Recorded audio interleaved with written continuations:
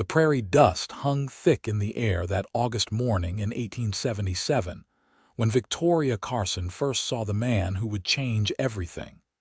Though she did not know it yet, as she stood beside her husband's fresh grave in the cemetery outside Quartz Hill, Arizona Territory, with 6 pairs of eyes watching her every move.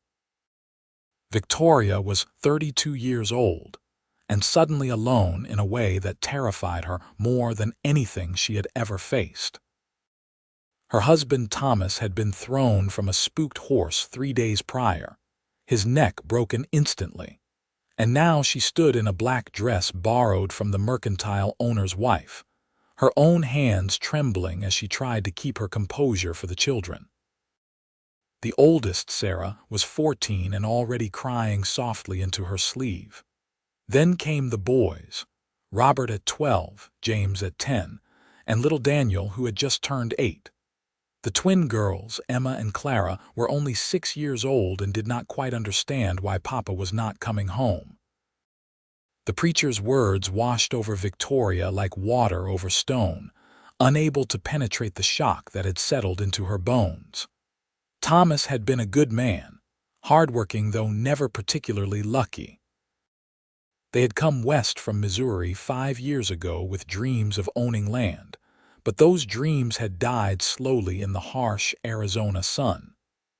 Thomas had worked odd jobs, never able to save enough to buy property of their own. They had been living in a small rented house on the edge of town, and now Victoria realized with growing dread that she had exactly $17 to her name and 6 hungry mouths to feed. Among the sparse gathering of mourners stood Maxwell Larson, though Victoria did not know his name then.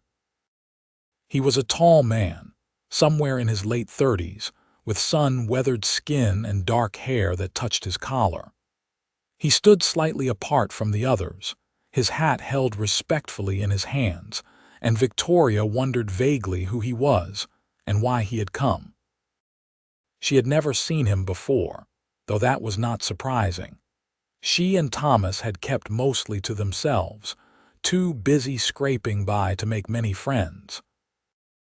After the service ended, and the handful of townspeople offered their awkward condolences, Victoria gathered her children and began the long walk back to town. Sarah held one twin's hand while Robert took the other, and the middle boys walked close beside Victoria, their young faces solemn and confused. They had nearly reached the outskirts of Quartz Hill when she heard hoofbeats behind them and turned to see the tall stranger from the cemetery approaching on a sturdy bay horse. "Mrs. Carson," he said, pulling his horse to a stop and dismounting in one smooth motion. His voice was deep and gentle. "I am sorry for your loss." "Thank you, mister," Victoria replied, her voice hoarse from crying, "though I confess I do not know who you are." "Name is Maxwell Larson. I own the Triple Bar Ranch about 10 miles north of here. I knew your husband, though not well. He did some work for me last spring, mending fences. He was a good worker, honest. I am sorry to see him gone." Victoria nodded, unsure what to say. The children clustered around her skirts, wary of this stranger. Maxwell shifted his weight, looking uncomfortable. "I heard in town that you might be in difficult circumstances. I wanted to offer my help if you would accept it." Pride flared in Victoria's chest, hot and immediate. "We will manage, Mr. Larson. Thank you for your concern." She turned to continue walking, but Maxwell spoke again, his words stopping her in her tracks. "Mrs. Carson, please. I mean no offense. I only thought that perhaps you might need employment, and I happen to need help at the ranch." Victoria turned back slowly. "What sort of help?" "A housekeeper, cook, someone to manage the household. I have had a series of them over the years, but none have stayed long. The isolation is too much for most folks. I would pay fair wages, and there is a separate cabin on the property that you and the children could use." It was tempting, dangerously so, but Victoria hesitated. Going to live on a bachelor's ranch, even in a separate cabin, would invite gossip. Still, what choice did she have? $17 would last perhaps 2 weeks if she was very careful. "I need to think about it," she said finally. Maxwell nodded. "Of course. I will be staying at the boarding house for the next 2 days. If you decide you are interested, just send word." He mounted his horse and tipped his hat to her before riding away, leaving Victoria standing in the dusty road with her 6 children, and a decision that felt too big to make. That night, after the children were asleep, packed together like sardines in the tiny house's 2 bedrooms, Victoria sat at the rough wooden table and counted her money again, as if the coins might have multiplied since the last counting. They had not. She added up what she owed for rent, for the borrowed dress, for the food they would need. The numbers did not work no matter how she arranged them. She thought about Maxwell Larson and his offer. There had been something in his eyes, a loneliness that she recognized because she had seen it in her own reflection lately. Thomas had been gone so much, working whatever jobs he could find, that Victoria had grown used to managing alone. But there was a difference between alone and lonely, and she suspected Maxwell Larson knew that difference well. In the morning, Victoria made her decision.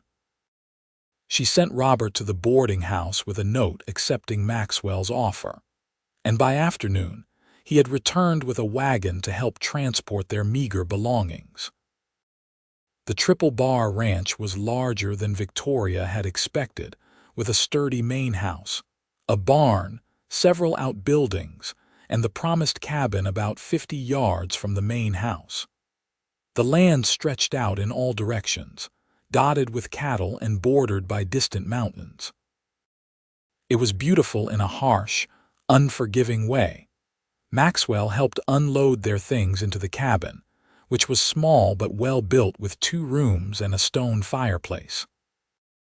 The children explored with the resilient curiosity of youth, while Victoria tried not to think about how much her life had changed in less than a week.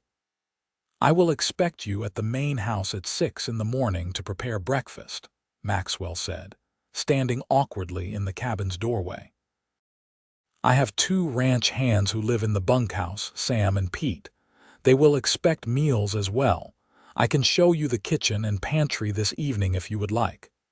"Yes, thank you, Mr. Larson. You can call me Maxwell or Max if you prefer." "No need for formality when we will be working together."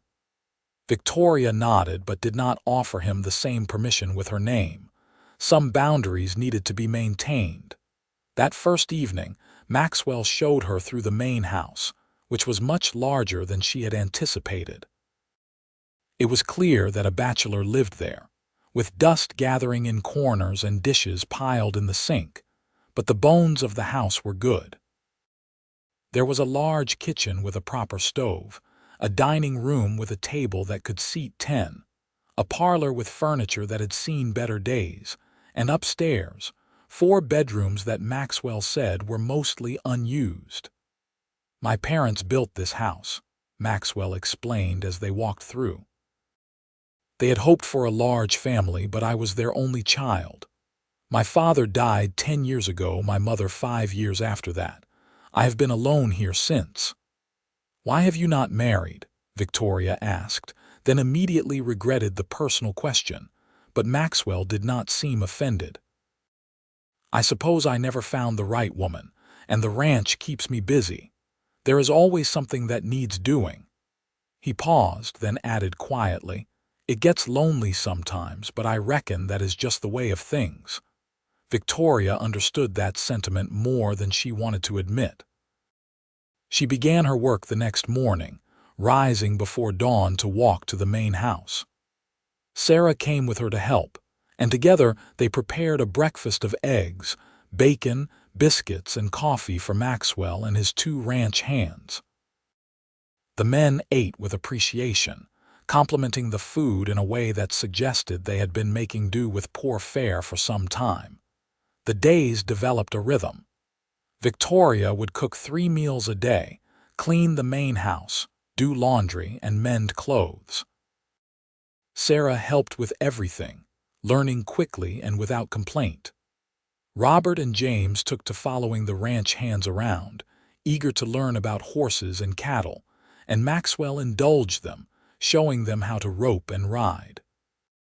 Young Daniel tagged along wherever his older brothers went, determined not to be left behind. The twins, Emma and Clara, played around the cabin and sometimes in the yard outside the main house, their laughter a bright sound in the vast emptiness of the ranch. Maxwell was a kind employer, patient and fair. He never raised his voice, never made unreasonable demands. Victoria found herself watching him sometimes when he did not notice, observing the way he moved with quiet confidence, the way he spoke gently to the horses, the way he ruffled Daniel's hair when the boy asked too many questions. He was a good man, she realized, truly good in a way that had nothing to do with grand gestures and everything to do with small, consistent kindnesses. 3 weeks after they arrived at the ranch, a late summer storm rolled in with dramatic fury. The rain came down in sheets and the wind howled like a living thing. Victoria had just finished cleaning up after dinner when Maxwell appeared at the cabin door, soaked through despite his oilskin coat. "The creek is rising fast," he said urgently. "It might flood. I want you and the children to come to the main house until the storm passes. It is higher ground, and the house is sturdier." Victoria did not argue. She gathered the children quickly, and they all ran through the driving rain to the main house. Once inside, she helped Maxwell build up the fire while Sarah got the younger children into dry clothes that Maxwell pulled from upstairs rooms. The storm lasted through the night. The creek did indeed flood, though it stopped short of the cabin. They all slept in the main house, the children scattered across upstairs bedrooms while Victoria tried to rest in a chair in the parlor, unable to bring herself to take one of the beds. She must have dozed off because she woke to find a quilt draped over her shoulders and the gray light of dawn filtering through the windows. The storm had passed, leaving the world washed clean and glistening. Maxwell was in the kitchen, attempting to make coffee, and Victoria rose to help him, their movements synchronized in the quiet morning. "Thank you for taking us in last night," Victoria said softly, not wanting to wake the children. "Of course. I could not leave you out there in the storm." Maxwell poured 2 cups of coffee and handed one to her. They stood together by the window, looking out at the drenched landscape. "This is a beautiful place," Victoria said. "Harsh but beautiful. It is, though beauty does not keep you warm at night." Maxwell glanced at her, then quickly away. "I apologize. That was inappropriate." "It was honest," Victoria replied. She felt something shift between them in that moment, a recognition of mutual loneliness and the possibility of something more, but it was too soon. Thomas had been dead less than a month. Victoria pushed the feelings down and focused on the practical matter of making breakfast. As September arrived and the brutal heat of Arizona summer began to ease slightly, Victoria found her grief changing shape. It was still there, a dull ache that lived in her chest, but it no longer consumed her every waking moment. The children were adapting too. Sarah smiled more often. The boys were learning ranch skills with enthusiasm. The twins had adopted a barn cat and doted on it constantly. Maxwell had become a fixture in their lives, joining them for meals and often spending evenings teaching the boys to play checkers or listening to Sarah read aloud from the few books in the house. He brought small gifts from town, peppermint sticks for the children, a new apron for Victoria, a book of poems that he shyly presented to Sarah. Victoria caught herself thinking about him at odd moments, wondering what he was doing, looking forward to seeing him. It frightened her, this growing attachment, She was still a married woman in her heart, was she not? Yet Thomas was gone, and Maxwell was here, solid and real and increasingly dear to her. One evening in late September, after the children had gone to bed in the cabin, Victoria was finishing the dishes in the main house when Maxwell came into the kitchen. "You work too hard," he said, picking up a towel to help dry. "You should rest more." "I cannot rest when there is work to be done. The work will always be there. You will wear yourself out." They worked in comfortable silence for a few minutes before Maxwell spoke again. "Victoria, may I speak plainly with you?" Her heart jumped at the use of her first name. "Yes. I have been thinking a great deal lately, about the future, about this ranch, about what I want from life." He set down the dish he was drying and turned to face her fully. "I am 40 years old. I have spent the last decade alone, telling myself that I was content with my work and my land. But these past weeks, having you and the children here, have shown me what I have been missing." Victoria's hands stilled in the dishwater. She could not look at him. "I know it has not been long since Thomas passed, and I do not want to be disrespectful to his memory. But I need you to know how I feel. This house has become a home again because of you. The silence I grew used to has been replaced with laughter and conversation, and I realize now how starved I was for that, for family, for companionship."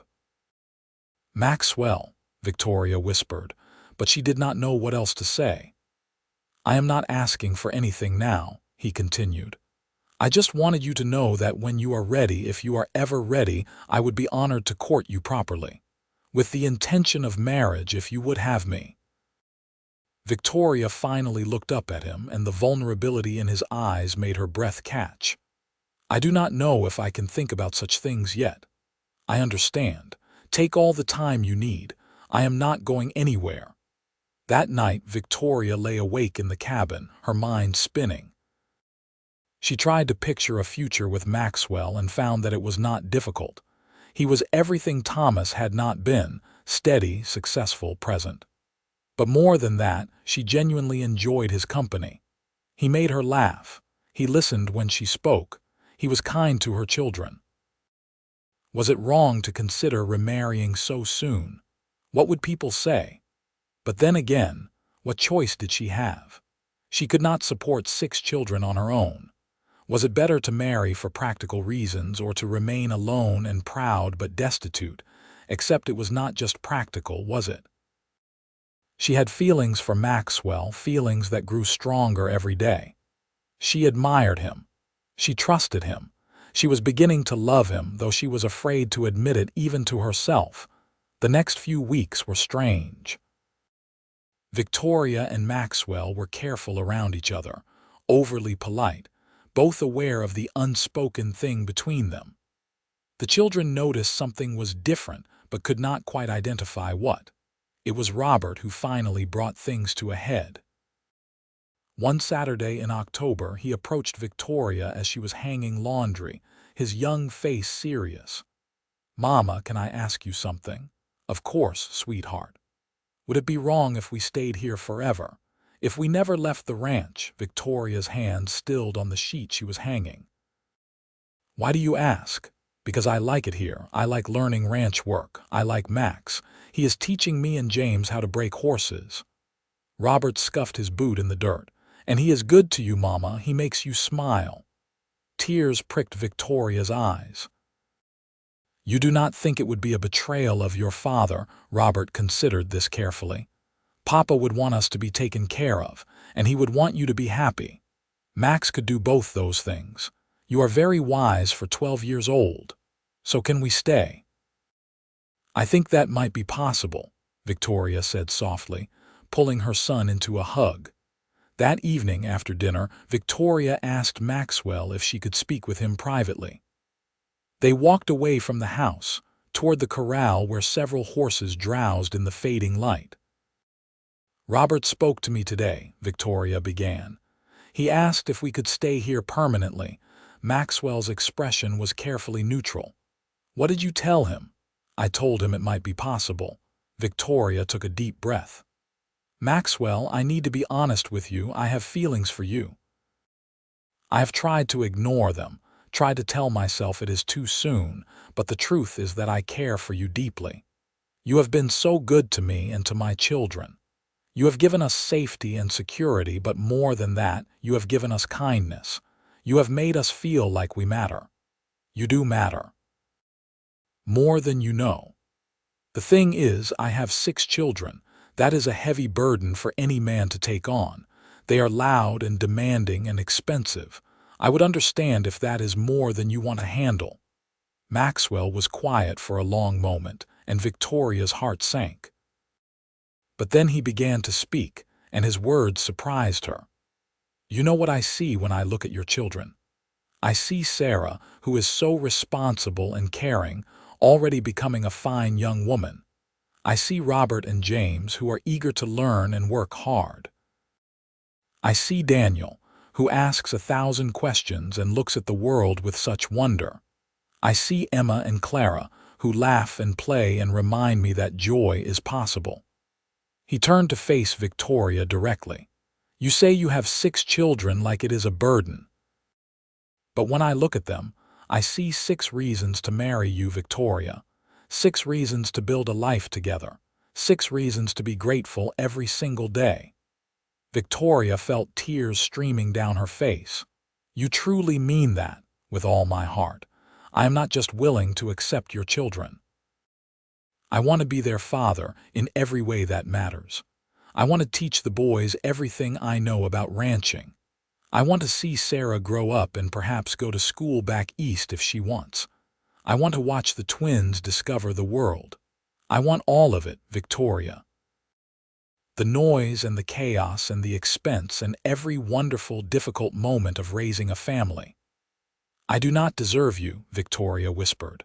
That is backwards. I do not deserve you. I have been alone so long I forgot what it was like to hope for more. You reminded me. You and your 6 beautiful reasons. He reached out and gently wiped the tears from her cheeks, and Victoria leaned into his touch, feeling something inside her finally settle into place. Is this a proposal, Maxwell Larson? It is if you want it to be. Though I will do it properly if you prefer, down on one knee and everything.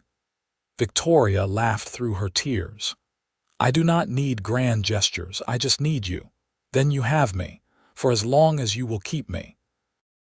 They stood together in the gathering darkness, the ranch quiet around them except for the soft sounds of horses and the distant call of a night bird. When Maxwell finally kissed her, gentle and respectful, Victoria felt like she had finally come home. They told the children the next morning, gathering everyone in the main house after breakfast. Maxwell did it properly, asking each child individually if they would accept him as their stepfather. Sarah cried happy tears and hugged him tightly. The boys whooped with excitement. Daniel asked if he could call him Papa, which made Maxwell's voice go rough with emotion. The twins climbed onto his lap and declared they had wanted a papa again and were glad he was going to be theirs.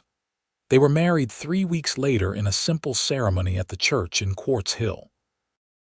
Victoria wore a dress that Sarah and Maxwell had secretly commissioned from the town seamstress, a beautiful deep blue that made her eyes shine. The children stood with them as Maxwell slipped a gold ring onto her finger and promised to love her and her children for all his days. The townspeople who had barely noticed Victoria when she was just another struggling widow now looked at her with new eyes. She was Mrs. Maxwell Larson now, wife of one of the most successful ranchers in the territory, and that meant something. But Victoria did not care about social status. She cared about the way Maxwell looked at her like she was precious. She cared about watching her children thrive. She cared about the life they were building together. The first few months of marriage were an adjustment. Victoria moved into the main house, and the children spread out among the upstairs bedrooms with the girls sharing one room and each of the boys finally having their own space. Maxwell proved to be patient and gentle, giving Victoria time to adjust to sharing her life and her bed with him. Their physical relationship developed slowly, built on trust and genuine affection, and Victoria found herself falling deeper in love with her husband every day. Maxwell was true to his word about being a father to the children. He taught Robert and James everything about running a ranch, from managing cattle to keeping accounts. He encouraged Sarah's love of reading and arranged for her to have lessons with the schoolteacher in town twice a week. He spent hours playing with Daniel, answering endless questions with infinite patience. He spoiled the twins shamelessly, carving them wooden dolls and building them a playhouse near the barn. Christmas that year was the most joyful Victoria could remember. Maxwell had secretly ordered gifts for everyone, insisting that his new family should have a proper celebration. There were new boots for the boys, books for Sarah, baby dolls for the twins, and for Victoria, a beautiful shawl made of the softest wool. The house was filled with laughter and the smell of pine and cinnamon. And as Victoria watched Maxwell help Daniel assemble a wooden train set, she felt overwhelmed with gratitude for how much her life had changed. That night, after the children were finally asleep, exhausted from excitement, Victoria and Maxwell sat together in the parlor, the fire crackling softly. "Thank you," Victoria said, leaning against her husband's shoulder, "for all of this, for giving my children the childhood they deserve." "Our children," Maxwell corrected gently. "They are mine now, too, in every way that matters." "Our children," Victoria agreed, testing the words and finding they felt right. "I have something else for you," Maxwell said, reaching into his pocket. He pulled out an envelope and handed it to Victoria. "I was going to wait until the new year, but I cannot hold on to it any longer." Victoria opened the envelope with trembling fingers and pulled out a legal document. It took her a moment to understand what she was reading, but when she did, fresh tears sprang to her eyes. "You are adding my name to the deed, making me part owner of the ranch. It is your home now, your children's home. If anything happens to me, I want you to be protected. I want you to know that this place belongs to you as much as it does to me." Victoria threw her arms around Maxwell's neck, overcome with emotion. "How did I get so lucky to find you? I think I am the lucky one. I was slowly turning into a bitter old bachelor. You saved me from that fate." They made love that night with a tenderness that left them both shaken, and afterwards, lying in Maxwell's arms, Victoria thought about the strange path her life had taken. 6 months ago, she had been standing beside a grave, terrified and alone. Now she was in bed with a man she loved deeply, her children safe and happy down the hall, and a future full of possibility stretching before her. Spring came to the Triple Bar Ranch with an explosion of wildflowers across the grazing land. The cattle had fattened over the winter, and Maxwell was planning a drive to the railhead in the summer. Robert, now 13, begged to be allowed to go along, and after much discussion, Maxwell agreed, deciding it was time for the boy to learn that aspect of ranching as well.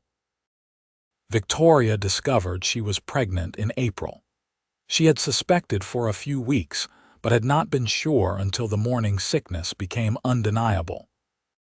She was terrified to tell Maxwell, worried he would think she had trapped him, or that adding another child to their already large household would be too much. But when she finally gathered the courage to tell him one evening after dinner, his reaction was pure joy. He picked her up and spun her around, laughing like a boy, then immediately set her down and apologized for being too rough, his hands gentle on her still flat belly. "A baby," he said with wonder. "Our baby. You are not upset about another mouth to feed." "Upset? Victoria, I am thrilled. I never thought I would have children of my own. This is a gift." The children were equally excited when they were told. Sarah immediately began making plans, declaring she would help with the baby. The boys were less interested in the practical details, but seemed pleased at the idea of a sibling who would be related to both their mother and Maxwell. The twins wanted to know if they could name the baby, and were disappointed to learn that privilege would belong to the parents. As Victoria's pregnancy progressed, Maxwell became almost comically protective. He would not let her lift anything heavy, insisted she rest every afternoon, and worried constantly about her health. Victoria found it endearing even when it was frustrating. The cattle drive happened in June, with Maxwell and Robert gone for 3 weeks. Victoria missed her husband terribly, but was also proud of how Robert was growing into a capable young man. When they returned, dusty and tired but successful, Robert talked nonstop about the adventure, and Maxwell pulled Victoria into a long embrace, murmuring that he had hated every moment away from her. The baby came in early November, a cool desert morning when the sun was just beginning to paint the sky pink. The birth was difficult, more so than Victoria's previous ones, and there were moments when Maxwell, pacing outside the bedroom door, feared he might lose her. But Victoria was strong, and when the midwife from town finally emerged with a squalling infant, she was smiling. "You have a son, Mr. Larson, and your wife is asking for you." Maxwell burst into the room, his eyes wild until he saw Victoria sitting up in bed, exhausted but alive, holding a tiny bundle. He sank down beside her, looking at the baby with awe. "A son," he whispered. "We have a son." "What should we name him?" Victoria asked. Maxwell thought for a moment, then said, "Thomas, after your first husband. He helped make you who you are, and I would like to honor that." Victoria started crying, overwhelmed by her husband's generosity and grace. "Thomas Maxwell Larson, it is perfect." The children were allowed in to meet their new brother, and even the boys, who had claimed not to care about babies, were gentle and curious. The twins were enchanted, begging to hold him, and Sarah looked at the baby with the yearning expression of a girl beginning to dream of her own future. That winter was hard, as winters often are with a newborn, but it was also filled with joy. Maxwell proved to be a devoted father, walking the floor with baby Thomas in the middle of the night, changing nappies without complaint, and staring at his son with such love that it made Victoria's heart ache. One night, as they lay in bed with the baby sleeping in a cradle beside them, Maxwell said, "I never knew I could be this happy. Some days I have to stop what I am doing and just look around to make sure this is real, that you are real, that our family is real." "I know exactly what you mean," Victoria replied. "A year and a half ago I thought my life was over. I stood at a grave and could not see any path forward. And now look at us. 6 children and counting," Maxwell said with a smile, "though I think we should stop at 7. "I am not sure the house can handle any more," Victoria laughed. "Agreed. 7 is a good number. I meant what I said before, you know, about your children being my reasons to marry you, but they are more than that now. They are my reasons to be a better man, my reasons to build something lasting, my reasons to believe that life can surprise you in the best possible ways. You are going to make me cry again. Sorry, I am feeling sentimental. Do not apologize. I love you, Maxwell Larson, more than I thought I could ever love anyone. And I love you, Victoria Larson. You and our 7 reasons for everything." As the years passed, the Triple Bar Ranch flourished. Robert grew into a fine young man and took over much of the day-to-day management of the cattle operation, allowing Maxwell to focus on expansion and breeding programs. At 19, Robert announced he was courting a girl from town, the daughter of the mercantile owner, and Maxwell gave his blessing with pride. James, always more interested in horses than cattle, developed a reputation as an excellent breaker and trainer. At 17, he was already being offered work by other ranchers, but he chose to stay at the Triple Bar, saying his family and home were too important to leave.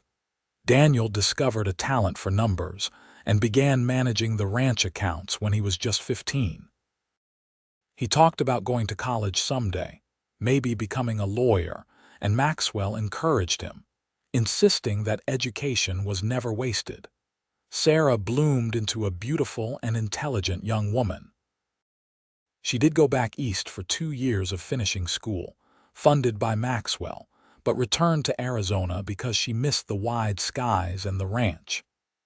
At 21, she married a young surveyor working for the railroad, and they settled in Tucson where her husband had secured good employment. Victoria cried at the wedding, but they were happy tears, grateful that her daughter had found genuine love. The twins, Emma and Clara, grew up to be as different as two people could be despite sharing a face. Emma was quiet and studious, while Clara was wild and adventurous. At 14, they still squabbled like puppies but loved each other fiercely. They doted on their little brother Thomas, who at 7 was a precocious child with his father's dark hair and his mother's blue eyes. Victoria and Maxwell added 2 more children to their family, despite their earlier agreement to stop at 7. A daughter named Margaret arrived 3 years after Thomas, and finally, another son, William, came 2 years after that. Maxwell joked that he had started his family late, but was making up for lost time. The main house underwent several expansions to accommodate the growing family. A new wing was added with more bedrooms, and the kitchen was enlarged.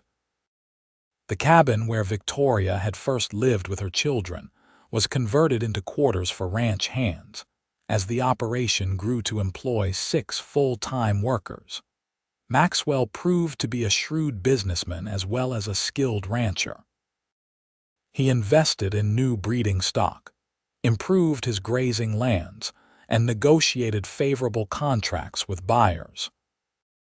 The Triple Bar became one of the most successful ranches in the territory, and when Arizona achieved statehood in 1912, Maxwell was invited to attend the ceremonies in Phoenix, a recognition of his standing in the community. But despite the success and the relative wealth, Maxwell and Victoria never forgot what it was like to struggle. They were generous to those in need, often hiring men down on their luck and giving them a chance to prove themselves. They donated to the church and the school, and Victoria, in particular, made a point of helping widows in town, remembering her own desperate circumstances all those years ago. On their 10th wedding anniversary, Maxwell surprised Victoria with a trip to San Francisco, just the 2 of them, leaving the children in Sarah's capable care for 2 weeks. It was the first time they had been truly alone together since their marriage, and the trip was a revelation. They stayed in a grand hotel, ate in fine restaurants, attended the theater, and walked along the beach holding hands like young sweethearts. "You have any regrets?" Maxwell asked one evening as they watched the sun set over the Pacific Ocean. "About how your life turned out?" Victoria thought about the question carefully. "I regret that Thomas died so young and that my older children lost their father. I wish they had not experienced that pain. But I do not regret anything that came after. Marrying you was the best decision I ever made. Even when I am stubborn and difficult, even then. You gave me a life I did not dare dream of. You gave my children a father who loves them unconditionally. You gave me partnership and respect and love. How could I regret any of that?" Maxwell pulled her close, kissing her temple. "I am the one who should be grateful. You took a lonely man and gave him a purpose. You filled an empty house with life and laughter. You loved me even when I did not think I was worth loving. You were always worth loving, Maxwell. You just needed someone to show you." They renewed their vows on their 15th anniversary, surrounded by all their children and several grandchildren. Robert had married his sweetheart and had 3 children of his own.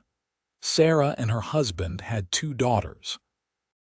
Even James, who everyone thought would be a bachelor forever, had surprised them all by falling in love with a widow who ran a boarding house in town, and they were expecting their first child. The ceremony was held at the ranch, under the wide Arizona sky that had witnessed so much of their life together. Maxwell had aged well, silver threading through his dark hair, lines around his eyes from squinting into the sun, but still strong and vital. Victoria was 47 now, her own dark hair showing gray, her figure fuller after bearing 5 children, but Maxwell still looked at her like she was the most beautiful woman in the world. As they spoke their vows again, promising to love and honor each other for whatever years remained, Victoria thought about the journey that had brought them to this moment. She thought about the terrified widow standing beside a grave, unable to see a future. She thought about the lonely rancher who had offered help without expectations. She thought about 6 children who had become his reasons for everything. Life had not been perfect. There had been hard years, drought years when the cattle suffered and money was tight. There had been illness and injury, moments of fear and grief. Daniel had gone off to college after all, and they missed him terribly even while being proud. The twins had given them scares with their adventurous spirits. Young Thomas had broken his arm falling from a horse. Margaret and William were handfuls, full of energy and mischief, but through it all they had faced everything together. Maxwell had proven to be exactly the man Victoria needed, steady, loving, present. He had never once treated her first 6 children as anything less than his own. He had built a legacy not just in land and cattle, but in family and love. Now, as they stood before their children and grandchildren, renewing promises they had kept faithfully for 15 years, Victoria felt a profound sense of peace. This was what happiness looked like. Not perfect, not without struggle, but real and earned and true. The celebration lasted long into the night, with music and dancing and more food than even their large family could consume. Maxwell danced with Victoria, then with each of his daughters, then with his granddaughters. He shook hands with his sons and sons-in-law, accepted their congratulations and their teasing about being an old married man.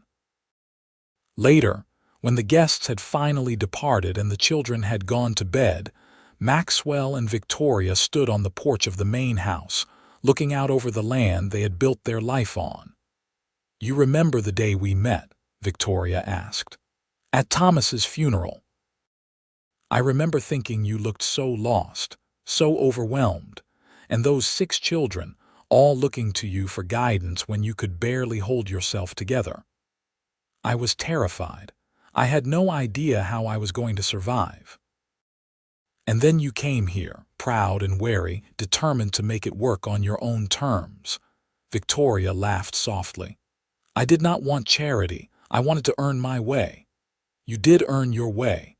You earned my respect first, then my admiration, then my love. Though I am not sure love is something you earn. It just happens when you are not looking. Like us." "Like us," Maxwell agreed. He pulled Victoria into his arms, holding her close. "You know what the best part is? We still have so much time ahead of us. Years to watch our children grow, to meet more grandchildren, to build even more memories." I love the sound of that. They stood together in the warm night air, comfortable in the silence, comfortable with each other. 20 years ago, Victoria could never have imagined standing here in this place with this man. 20 years ago, Maxwell had been resigned to loneliness. Now they had a life so full it sometimes seemed impossible that 2 people could be so blessed. The years continued to unfold with their mixture of joy and sorrow, Triumph and challenge. Daniel graduated from law school and opened a practice in Phoenix, but he returned to the ranch often, bringing with him the young woman he was courting, a schoolteacher from back east with progressive ideas and a quick wit. Maxwell and Victoria gave their blessing, delighted that their son had found someone who challenged him intellectually.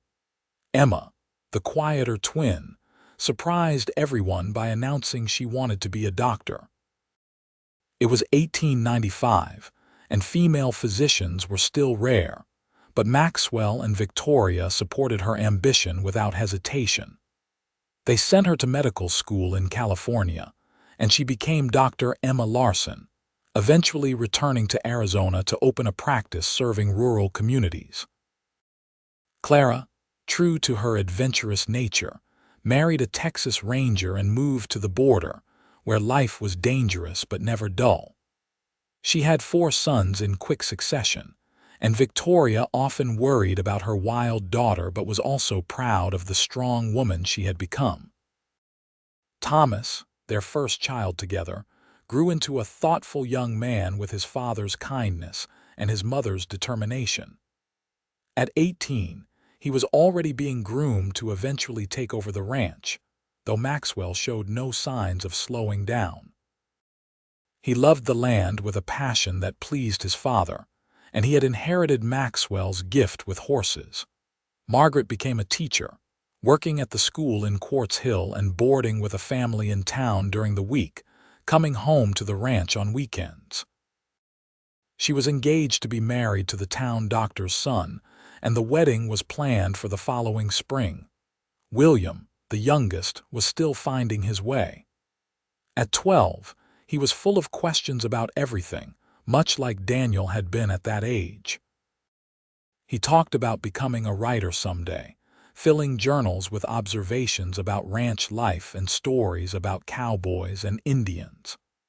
Maxwell encouraged him, just as he had encouraged all their children to pursue their dreams. On a warm evening in the spring of 1897, Maxwell and Victoria sat on the porch swing they had installed years ago, watching the sunset paint the sky in shades of orange and purple. They were in their 60s now, still healthy but feeling the weight of years in their joints and the occasional ache. 20 years, Victoria said softly. Can you believe it has been 20 years since we married? Best 20 years of my life, Maxwell replied without hesitation. Though I have to admit, when you first arrived with those 6 children, I was not sure what I was getting myself into. Victoria laughed. You hit it well. You seemed so confident, so certain. I was terrified. I had no idea how to be a father. I had no idea how to be a husband, really. I just knew that I wanted to try, that you and your children were worth the risk. 6 reasons to marry me, Victoria murmured, remembering his words from so long ago. 6 reasons that became 10 reasons that became the center of my entire world. You gave me everything, Victoria. A family, a purpose, a reason to build something that would last beyond my own life. We gave each other everything, Victoria corrected. You saved me, Maxwell. You saved my children. We would have been destitute without you. I do not think so. You are too strong, too determined. You would have found a way, but I am glad you did not have to do it alone. I am glad you let me be part of your journey. They rocked gently in the swing, the evening air cooling, the first stars beginning to appear. From inside the house came the sound of young William practicing his reading, his voice carrying through the open window. In the distance, they could hear the cattle settling for the night, the horses moving in the corral, all the familiar sounds of the ranch that had become the soundtrack of their life. You think we will have many more years together? Victoria asked, a hint of worry in her voice. I hope so. I plan to be stubborn about it. There are still grandbabies to meet, weddings to attend, harvests to celebrate. I am not going anywhere if I can help it. Good, because I am not done with you yet, Maxwell Larson. And I am not done with you, Victoria Larson. not by a long shot. They kissed, a gentle press of lips that held 2 decades of love and partnership, and then continued to rock, watching the stars emerge one by one in the darkening sky, counting their blessings and looking forward to whatever time remained. The years that followed brought changes, as years always do. Arizona achieved statehood, and the wild frontier of Victoria's early days in the territory gradually gave way to more settled communities and modern conveniences. The railroad expanded, bringing more people and more opportunities. The Triple Bar Ranch adapted and thrived, with Thomas taking on more responsibility as Maxwell gradually stepped back from the daily operations. There were losses, too. Sam, one of the original ranch hands who had been with Maxwell for over 30 years, passed away peacefully in his sleep. Maxwell grieved for his friend and employee, but he took comfort in the fact that Sam had lived a good life and had been part of the ranch family until the end. Victoria's oldest, Robert, moved to Colorado to start his own ranch with his growing family, and while Victoria was sad to see him go, she was proud of his ambition and independence. They corresponded regularly, and Robert brought his family back to visit every summer. The world was changing in ways both exciting and unsettling. Automobiles began appearing on the roads, though Maxwell insisted horses were more reliable. Electricity came to Quartz Hill and eventually to the ranch, though it took some getting used to. The old century gave way to the new, and suddenly it was 1900, and Victoria and Maxwell were looking at a world that bore little resemblance to the one they had known in their youth. But some things remained constant. Their love for each other, deepened and strengthened by decades of partnership. Their commitment to family, which now included 15 grandchildren and counting. Their connection to the land that had given them so much.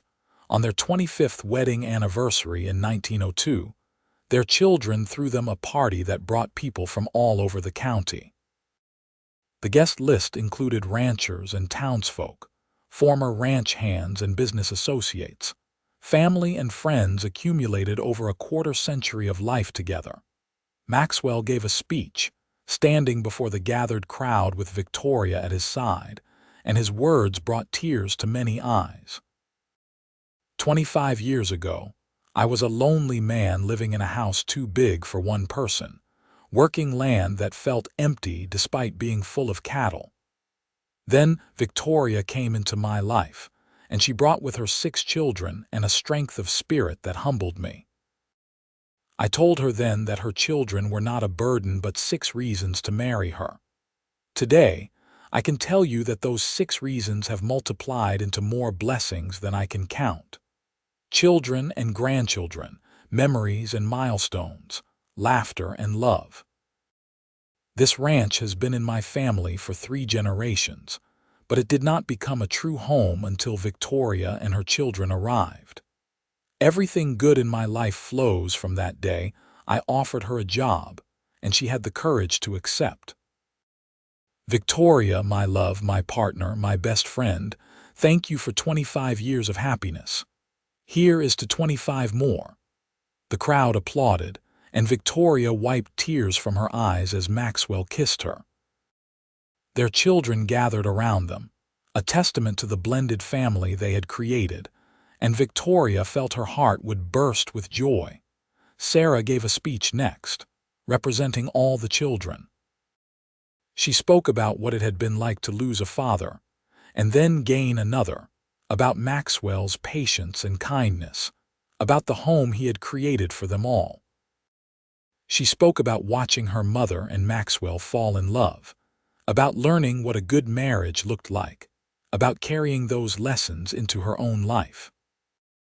Maxwell stepped into the role of father to 6 grieving children and never once made us feel like we were anything less than his own, Sarah said, her voice thick with emotion.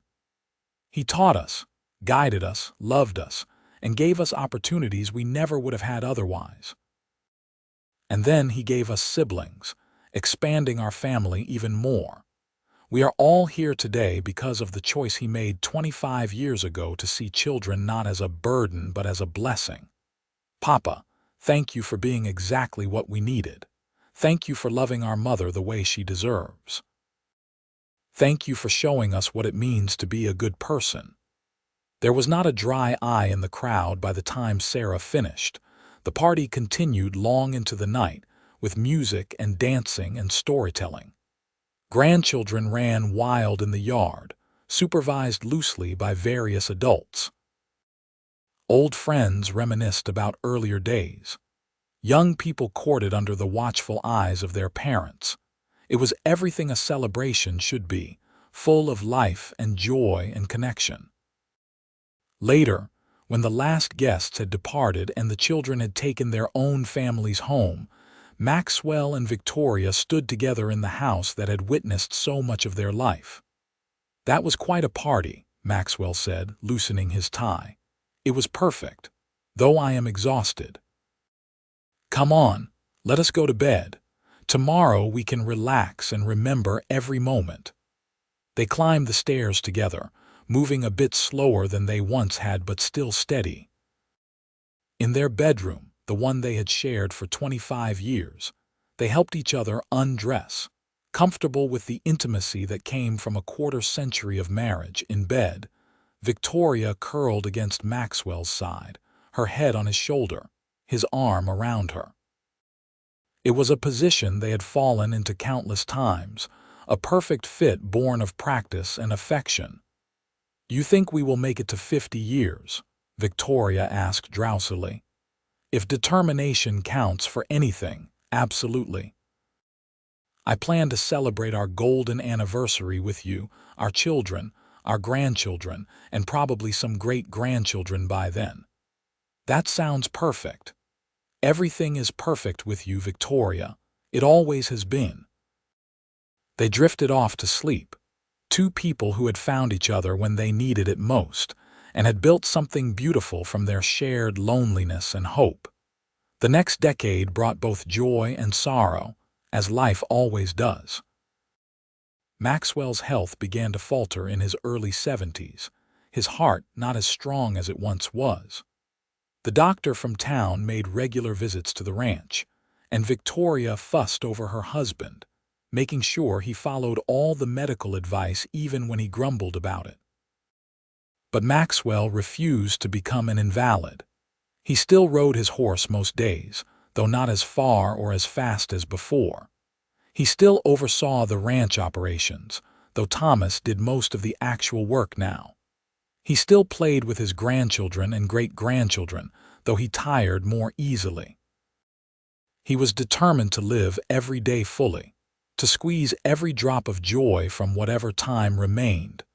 Victoria, for her part, remained healthy and active well into her 70s. She kept the household running smoothly, coordinated family gatherings, and maintained correspondence with her far-flung children and grandchildren. She was the center that held their large, sprawling family together, the one everyone turned to for advice and comfort. In the spring of 1912, as Arizona celebrated its statehood, Maxwell and Victoria celebrated their 35th wedding anniversary quietly, just the two of them. Maxwell was 75 now, Victoria 67, and they both felt the weight of years. 35 years, Maxwell said, sitting in his favorite chair with Victoria on the footstool beside him, her hand in his. "Not quite the 50 I was hoping for, but still pretty good. Do not talk like that. We have many more years ahead of us. Maybe. But if we do not, I want you to know that these have been the best years of my life. Every single day with you has been a gift. Maxwell." "I mean it, Victoria. You made me happier than I ever thought possible. You gave me a family, a legacy, a reason for everything. Whatever happens, I need you to know that I have no regrets. My life has been full and rich and wonderful because of you." Victoria felt tears sliding down her cheeks. You are scaring me when you talk like this. Do not be scared. I just want to make sure you know how I feel, how grateful I am, how much I love you. I know, I have always known, and I love you just as much. You saved me, Maxwell. You saved my children. You gave us a life beyond anything I could have dreamed. They sat together in comfortable silence, holding hands, feeling the presence of 3.5 decades of shared life settling around them like a warm blanket. Maxwell lived 3 more years, dying peacefully in his sleep in the winter of 1915 at the age of 78. Victoria woke beside him and knew immediately that he was gone. She did not cry out or panic. She simply held his hand and said goodbye to the man who had been her partner, her friend, her love for 37 years. The funeral was enormous, with people coming from all over Arizona and beyond to pay their respects. Maxwell had been a respected rancher, a good employer, a generous community member. But more than that, he had been beloved by his large family, and their grief was profound. Victoria stood at the graveside, surrounded by her 10 children and 32 grandchildren and 8 great-grandchildren, and thought about the circle of life. She had stood at a graveside once before, terrified and alone with 6 children. Now she stood at another, sad but not alone, supported by a family that Maxwell had helped her build. Thomas gave the eulogy, speaking about his father with love and admiration. He talked about Maxwell's kindness, his fairness, his dedication to family. He talked about how Maxwell had taken on 6 stepchildren and raised them as his own, never making a distinction, never showing favoritism. He talked about the legacy Maxwell had left, not just in land and cattle, but in the values he had instilled and the example he had set. My father once said that my mother's 6 children were 6 reasons to marry her, Thomas said. But he became the reason for so much more. He was our reason to believe in goodness, our reason to work hard and treat others fairly, our reason to understand that family is not just about blood but about choice and commitment and love. He chose us, all of us, and we are better people because of that choice. After the service, after the reception, after everyone had finally left, Victoria returned to the ranch house that had been her home for nearly 4 decades. It felt empty without Maxwell, too quiet, too large. She walked through the rooms, remembering. The kitchen where they had cooked together in the early mornings, the parlor where they had entertained friends and played with grandchildren, the bedroom where they had shared countless nights and intimate conversations, the porch where they had watched sunsets and counted their blessings. Every corner held a memory, every room a piece of their shared history. Victoria grieved, but she did not break. She had survived losing Thomas, her first husband. She would survive losing Maxwell too. Not because the loss hurt any less, but because she was stronger now, forged by years of life and love and challenge. Her children worried about her, but Victoria reassured them that she would be fine. Thomas and his wife moved into the main house to keep her company and continue running the ranch. The others visited often. She was never truly alone. Victoria lived another 11 years, dying peacefully at the age of 85 in 1926. She had seen the wild frontier of her youth transformed into a settled state with paved roads and modern conveniences. She had seen automobiles replace horses, electricity replace candles, airplanes take to the skies. She had lived through wars and pandemics, booms and busts, celebrations and sorrows. But through it all, she had held onto the memory of Maxwell and the life they had built together. She had held onto the family that had started with her and Thomas, expanded with Maxwell, and now numbered in the dozens. She had held onto the ranch that had been her refuge and her home.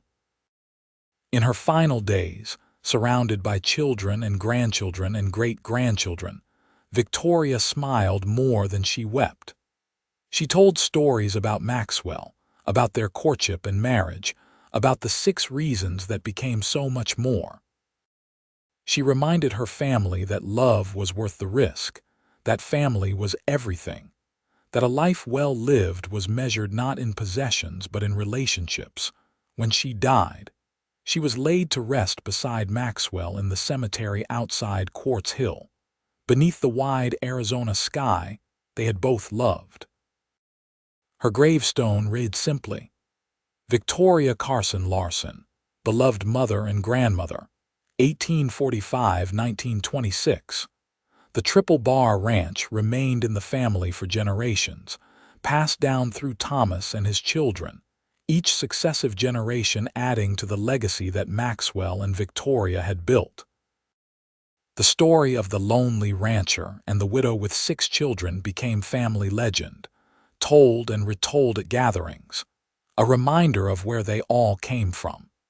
The main house was eventually converted into a museum, preserving the history of the ranch and the family who had lived there. Visitors could see the kitchen where Victoria had cooked countless meals, the bedroom where she and Maxwell had slept, the porch where they had watched sunsets together. They could read letters and diaries, look at photographs, and understand what life had been like in that time and place. But more than the physical artifacts, the real legacy was the values that Maxwell and Victoria had instilled in their children and grandchildren, and all who came after. The importance of kindness and generosity.